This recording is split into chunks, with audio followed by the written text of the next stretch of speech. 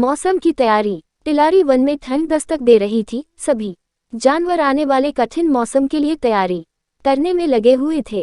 एक पेड़ पर रहने वाली चिड़िया भी उनमें से एक थी। हर साल की तरह उसने अपने लिए एक शानदार घोंसला तैयार किया था और अचानक होने वाली बारिश और ठंड से बचने के लिए उसे चारों तरफ से घास फूस से ढक दिया था। सब कुछ ठीक चल रहा था कि एक दिन अचानक ही बिजली कड़कने लगी और देखते देखते घनघोर वर्षा होने लगी। बारिश से ठंड भी बढ़ गई और सभी जानवर अपने अपने घरों की तरफ भागने लगे। वह चिड़िया भी तेजी दिखाते हुए अपने घोंसले में वापस आ गई और आराम करने लगी। उसे आए अभी कुछ ही वक्त बीता था कि एक बंदर खुद को बचाने के लिए पेड़ के नीचे आ पहुंचा। चिड़िया ने बंदर को देखते ही कहा, तुम इतने होशियार बने फिरते हो तो भला ऐसे मौसम से बचने के लिए घर क्यों नहीं बनाया। ये सुनकर बंदर को गुस्सा आया, लेकिन वह चुप ही रहा और पेड़ की आड़ में खुद को बचाने का प्रयास करने लगा।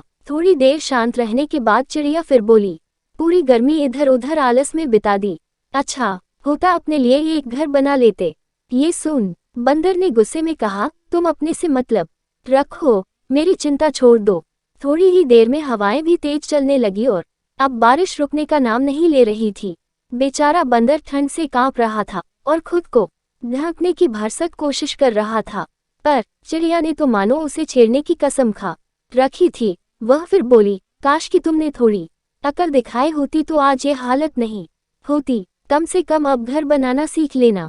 इतना सुनते ही बंदर गुस्से से तुरंत ही पेड़ पर चढ़ने लगा और बोला, भले मैं घर बनाना नहीं जानता लेकिन मुझे तोड़ना अच्छे से आता है।